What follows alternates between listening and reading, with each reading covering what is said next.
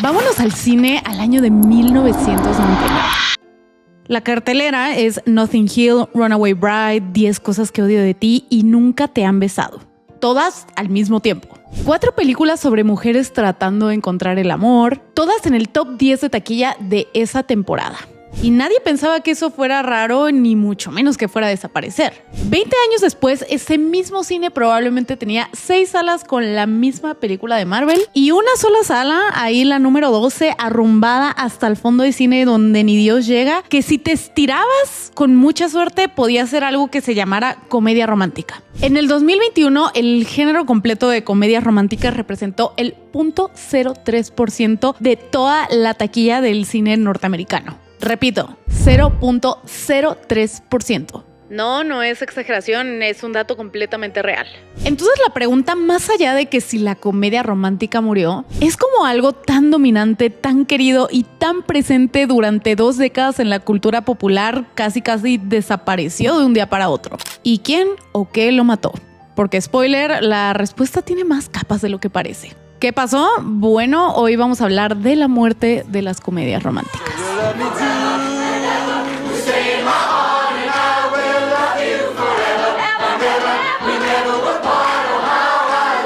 ¿Qué onda, cinéfilos de Fuera de Foco? Mi nombre es Aileen Ruiz. Aquí estamos de regreso con un tema que siempre me ha causado como mucha intriga y ya sabía más o menos la respuesta, pero ahorita que me metí a investigar todo el análisis, dije, wow, siempre quise hablar de esto, así que pues hoy es el día. Así que comencemos, vámonos al inicio. La Edad de Oro. Para entenderlo hay que saber qué era la comedia romántica en su época de oro, en su momento de mayor poder, porque más allá del entretenimiento era como una suerte de infraestructura cultural.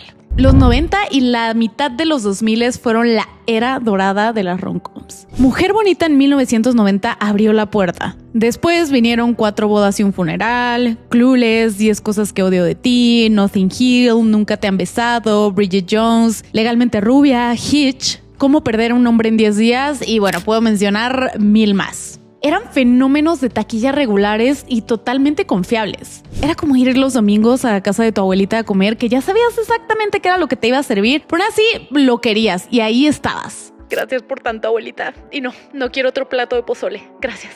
Tenían además algo muy particular y es que las rom-coms eran el género de las actrices. Julia Roberts, Meg Ryan, Sandra Bullock, Drew Barrymore, Reese Witherspoon, mujeres que protagonizaban, que tomaban decisiones narrativas, que tenían arcos de personajes propios. En una industria donde los papeles protagónicos para mujeres eran escasos, la rom-com era el territorio femenino por default. Pero había algo más. El género no solo les daba papeles, les daba el estatus social más alto que existía para cualquier mujer. Estas mujeres eran las superestrellas del momento, no en el sentido de que aparecían en las películas, sino que dictaban absolutamente todo. La sonrisa de Julia Roberts era la portada de todas las revistas. El corte de cabello de Meg Ryan en Harry y Sally fue el peinado que todas las mujeres pedían en su estética a inicios de los 90. Alicia Silverstone en Clueless definió la tendencia de moda femenina durante la mitad de los 90. Sandra Bullock era la cara de marcas, de portadas, de todo. Eran el centro de una conversación cultural que hoy en día cuesta trabajo imaginar, porque esa conversación está fragmentada en varios pedazos. Ahora pensemos, ¿quiénes son el equivalente en nivel de fama el día de hoy? Zendaya, Florence Pugh, Jenna Ortega, las 3 mujeres más habladas, más fotografiadas, más influyentes culturalmente de su generación. Ahora piensa, ¿en qué proyectos han estado? ¿Qué es lo primero que se te viene a la cabeza? Zendaya en Euphoria, en Dune, en Spider-Man, Florence Pugh en Midsommar, en Oppenheimer, en el MCU también, Jenna Ortega en Wednesday, en Scream, en Miller's Girl. Drama, ciencia ficción y terror. ¿Alguna comedia romántica? Ninguna. No porque no quieran o no puedan, sino porque el sistema que convertía a una actriz joven en superestrella a través de la rom-com ya no existe. Antes el camino era claro. Protagonizas una comedia romántica exitosa y automáticamente te vuelves cara de todo. Hoy ese camino no lleva a ningún lado conocido. Y las actrices de esta generación lo saben y por eso eligen otros géneros. Lo cual sí es una ganancia para el cine en general, no hay duda que exista como esta diversificación, pero también es una señal de lo que se perdió. El género que alguna vez fue la escalera más alta del Star System femenino hoy ya no tiene escalones. El año pico del género fue en 1999. Año en que yo nací, creo que por eso soy una romántica empedernida. Con una recaudación de más de 873 millones solo en Estados Unidos y en Canadá. En el top 10 doméstico habían al menos 4 títulos con mujeres protagonistas o con algún tono romántico. Notting Hill y Runaway Bride, las dos protagonizadas por Julia Roberts, 10 cosas que odio de ti y Nunca te han besado con Drew Barrymore. Todo eso mientras Star Wars Episodio 1 rompía récords y The Matrix cambiaba el cine de acción para siempre. Los dos géneros coexistían, nadie pedía que eligieras, hasta que los estudios comenzaron a hacer las cuentas de otra manera. No de golpe, sino poco a poco, película por película, año por año, comparando lo que hacía, por ejemplo, Avatar con lo que hacía la propuesta y sacando conclusiones que, en retrospectiva, eran bastante predecibles. Las causas del colapso: dinero, fórmulas y blockbusters. Lo primero claramente fue la sobreproducción. Cuando algo funciona, Hollywood lo copia hasta que deja de funcionar. Para 2005, 2006, 2007 ya había demasiadas rom-coms y no solo muchas, aparte malas, repetitivas, con las mismas fórmulas que ya sabíamos exactamente qué es lo que iba a pasar. El malentendido del tercer acto que se resuelve en 5 minutos, la mujer que tiene que elegir entre el rico y el pobre, el trabajo glamuroso que la protagonista abandona por amor. Y más allá de la fórmula, el problema era cómo lo ejecutaban. Este mismo caso lo vemos hoy mismo con Marvel, que básicamente se convirtió en un manual de cómo matar a un género a base de copias. Entre el 2012 y 2016, que a mí me gusta llamar como el periodo dorado del MCU, salieron películas muy distintas entre sí, cada una con su identidad. Los Vengadores, Iron Man 3, Capitán América, El Soldado del Invierno, Guardianes de la Galaxia, Avengers, La Era del Ultrón, todas funcionaron porque eran eventos. Bueno, a excepción de Iron Man 3. Esa no tiene salvación. Y viendo que funcionaba también, la fase 3 del MCU entre el 2016 y 2019 tuvo 11 estrenos cinematográficos y recaudó unos 13,000 millones de dólares a nivel global. Muy bien aún, yo diría excelente. Pero luego vino la fase 4 y 5 con películas y series de Disney Plus inundando el calendario. Y la fatiga llegó junto con la falta de calidad. Hoy The Marvels es sinónimo de fracaso comercial y la conversación se fue a si el MCU todavía puede recuperarse. La rom-com corrió esa misma suerte, solo que 20 años antes. Lo segundo fue un cambio brutal en el tamaño de las apuestas. Y aquí hay que hablar de dinero porque el dinero siempre tiene la razón en Hollywood. Runaway Bride costó 70 millones y recaudó 309 millones mundiales en 1999. Suena bien. Pero ese mismo año, La Momia costó 80 millones y recaudó 416 millones. Ese fue el patrón de todos los años posteriores. Las rom-coms empezaron a competir con macroproducciones de ciencia ficción y acción y nunca alcanzaron esos números. Cuando los estudios vieron lo que podía ser una película de acción con buenos efectos visuales en el mercado global, pues la ecuación cambió para siempre. Vean nada más las comparaciones. En 2008, El Caballero de la Noche recaudó aproximadamente 1,005 millones de dólares. Ese mismo año, la rom-com más grande fue Sex and the City The Movie con 415 millones. Que si lo piensan sigue siendo mucho, hoy cualquier película quisiera hacer esos números. Pero aún así era la mitad de una película de superhéroes. En 2009, Avatar con 2,923 millones versus la propuesta con 317 millones. Eso significa que la propuesta hizo el 10.8% de lo que hizo Avatar. O sea, ni siquiera el 11%. Avatar hizo casi 9 veces más que una de las rom-coms más famosas de todos los tiempos. 2009 es el año más dramático de toda esta comparación. Esta brecha lo dice todo sobre por qué los estudios dejaron de apostar por el género. Y en 2013 fue el año de colapso más visible. Warm Bodies, con solo 117 millones globales, fue la rom-com más taquillera del año. Ese mismo año, Iron Man 3 sacó 1,214 millones. El género ya no competía ni de lejos. Y eso que, repito, Iron Man 3 es... Y a ver, vale la pena aclarar un dato. En 2008, Sex and the City con 415 millones globales se ve bien en papel. Pero era una película basada en una serie con fanbase masiva ya construida, no una rom-com original. Ese fue el último año donde una rom-com de verdad tuvo un número grande. Y fue gracias a una IP prestada. Y si nos adelantamos al 2023, el género representó menos del 1% en taquilla en Estados Unidos y Canadá. La rom-com no murió de falta de audiencia, sino de falta de inversión. ¿El feminismo mató a la rom-com? Y aquí es la parte que más me interesa porque es donde entra este argumento cultural. Hay una lectura que dice que el feminismo mató a la comedia romántica. Y antes de que alguien comente en los comentarios, ya ven, el feminismo arruina todo. Déjenme terminar. Porque eso no es precisamente lo que pasó, la historia es mucho más interesante. Lo que sí pasó es que las audiencias, especialmente mujeres jóvenes, empezaron a ver el género con unos ojos distintos. Y cuando lo hicieron, encontraron cosas que antes pasaban sin comentarios. Pongamos de ejemplo a Clueless, una de las comedias románticas más amadas y más queridas de los 90s. Cher, la protagonista, termina enamorándose de Josh, su ex hermanastro. Es una cosa muy rara. Él va en la universidad, ella tiene 15 años. Hoy eso se señala como una red flag enorme, lo cual sí es, o sea, de que hermanos. Pero en 1995 era el romance central de la película y nadie parpadeó.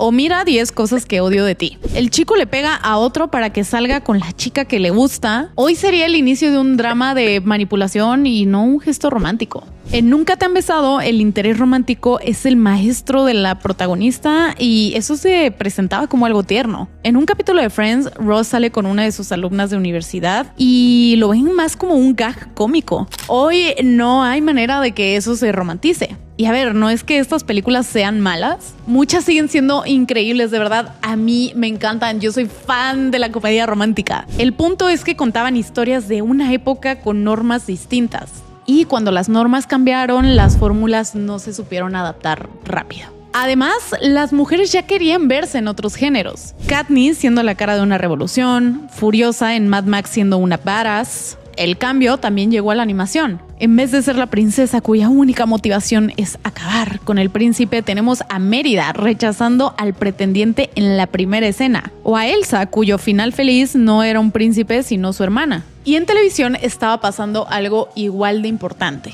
Me encanta poner el ejemplo de Juego de Tronos, donde los personajes femeninos están tan bien escritos y tienen igual o incluso más peso que los personajes masculinos. Cersei Lannister, que solo quería el poder y el trono. Daenerys, que no quería ser rescatada, quería conquistar. Arya, cuya lista no tenía nombres románticos sino nombres de enemigos. Sansa, cuyo arco completo es aprender a sobrevivir y ejercer poder en un mundo que la quería decorativa. Todas con agencias propias y motivaciones propias. Y las audiencias, hombres y mujeres, las seguían con una intensidad que ninguna protagonista de rom-com generaba en ese momento. Y luego, uno de los casos más interesantes de todos, las villanas. Amy Dunn en Gone Girl es uno de los personajes femeninos más fascinantes de la década precisamente porque subvierte todo lo que la comedia romántica construyó. Es inteligente, manipuladora, obsesiva, aterradora y la película no la castiga con el final que el género siempre le había dado. El público la amó. Amy Dunn dijo en voz alta algo que muchas mujeres sentían pero que el género romántico nunca había puesto en pantalla. Que fingir ser la versión perfecta que otro necesita es una forma de violencia lenta. She's crazy, I love her. Como pueden ver, personajes femeninos que querían poder, venganza, independencia, conquista, no solo amor. La demanda existía desde hace tiempo.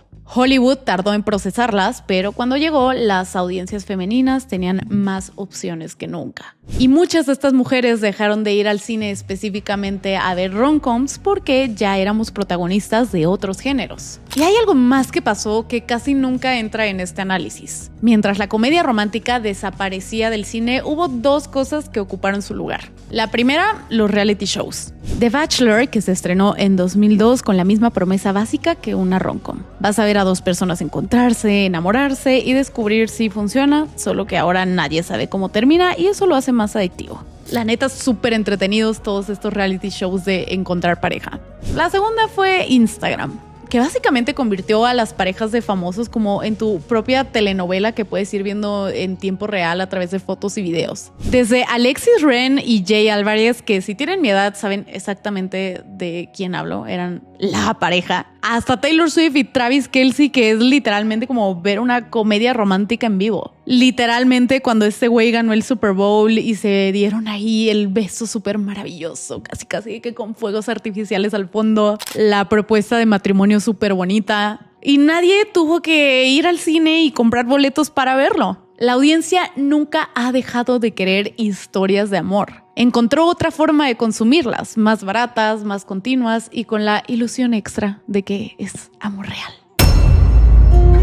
El rescate de Netflix. El declive de las comedias románticas en taquilla comenzó a acelerarse a finales de los 2000 y obviamente alguien vio un mercado de oportunidad enorme. Ajá, ya saben de quién hablo, tu tío Netflix. To All the Boys I Loved Before, Siempre hay un pero, Set It Up, El Stand de los Besos, todas entre 2018 y 2021. Todas con las fórmulas del género que supuestamente ya nadie quería y todas con números de audiencia que Netflix reportó como enormes. La comedia romántica migró a las plataformas de streaming porque el modelo económico funcionaba diferente. Netflix no necesita que pagues un boleto, necesita que no canceles tu suscripción. Y una película que te hace sentir bien, que no exige demasiado, que puedes ver en pijama un martes por la noche cenando quesadillas, esa película cumple perfectamente esa función.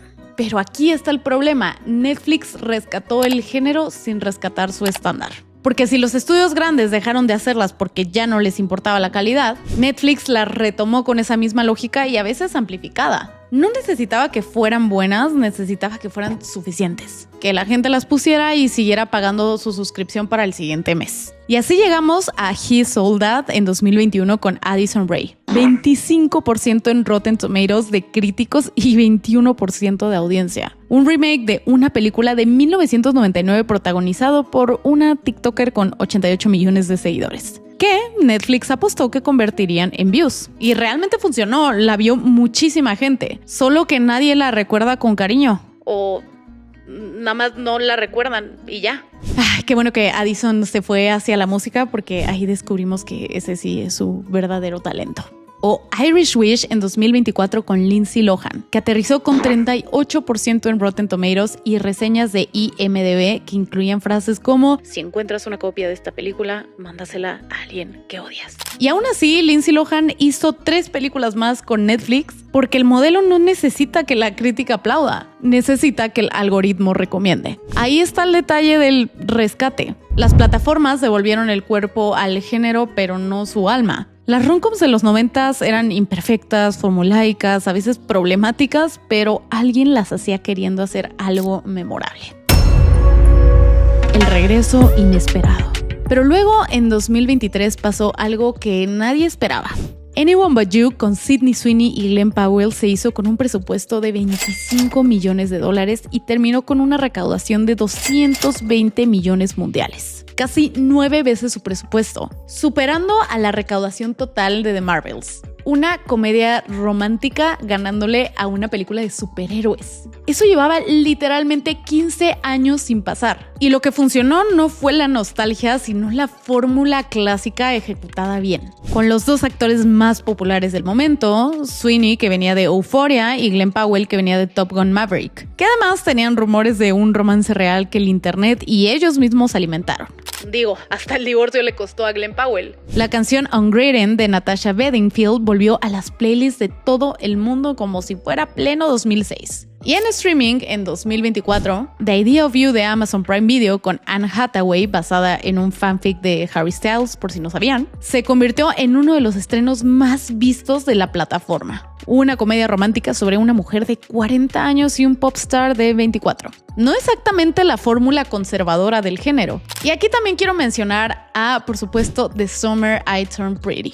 No es una película, ya sé, es una serie de Prime Video, pero pertenece exactamente a este género y sus números son impresionantes. La tercera temporada fue vista por 70 millones de personas en todo el mundo en sus primeros 70 días, con un crecimiento del 65% respecto a la temporada anterior. Entre mujeres de 18 a 34 años, es la temporada de televisión más vista en la historia de Prime Video. Una serie sobre un triángulo amoroso en verano, entre hermanos guapos en una casa de playa, ese tipo de historia que el género clásico contaba antes, convertida en un evento global. Toda una comunidad completa discutiendo si entre Team Conrad o Team Jeremiah. Lo que estos ejemplos demuestran es exactamente lo mismo. La audiencia no abandonó la comedia romántica. La comedia romántica abandonó a la audiencia cuando dejó de arriesgarse, de elegir bien a sus protagonistas y de tener algo real que decir sobre el amor, más allá del malentendido de turno. Conclusión. ¿Quién firmó el acta? Pues nadie y todos. Los estudios que dejaron de invertir porque el presupuesto medio de la rom-com ya no competía con el de un blockbuster global. Las audiencias que pedían más complejidad y encontraron personajes femeninos más interesantes en otros géneros. Netflix, que la rescató, pero la convirtió en contenido de fondo. Y el cine de franquicia, que se comió el espacio de 10 géneros distintos. La comedia romántica no murió. Se volvió más pequeña, más accesible y perdió a sus grandes estrellas. Julia Roberts ya no tiene sucesora porque el sistema que creó a Julia Roberts ya no existe. Pero si Anyone But You recaudó $220 millones con 25 de presupuesto, eso no es un género muerto. Eso es un género que lleva años esperando que alguien haga bien su tarea. Por eso cuando estamos en Netflix indecisos de qué ver, siempre nos vamos a la vieja confiable, que es una buena rom-com. En mi caso es La Propuesta. Yo siempre voy a regresar a esa película. Ustedes díganme en los comentarios cuál es la suya. No porque crea en lo que dice la película literalmente, sino porque recuerdo exactamente cómo me sentí la primera vez que la vi. Porque las rom-coms suelen ser ese lugar de confort. Se siente así como un apapacho. Y si esa no es suficiente razón para que alguien en Hollywood siga haciendo estas películas bien, entonces sí que estamos perdidos. Pero bueno, cinéfilos, eso fue el video de hoy. Espero que les haya gustado. Espero que haya sido informativo y entretenido, así como fue para mí desde hacer la investigación hasta hablar de todo esto, que ya moría por indagar en este tema. Déjame tú en los comentarios cuál es tu comedia romántica favorita de todos los tiempos. Yo voy a estar leyendo y respondiendo todo por ahí. Igualmente, díganme en los comentarios qué otro videoanálisis les gustaría ver, ya saben, de cine, cultura pop. Y, por supuesto, no olviden darle like a este video y suscribirse al canal de Fuera de Foco, así como seguirnos en todas nuestras redes sociales, que bueno, por aquí Dan, nuestra fantástica editora, les va a estar poniendo cómo encontrarnos en todos lados. Mi nombre es Aileen Ruiz. Nos vemos en el siguiente video. Adiós.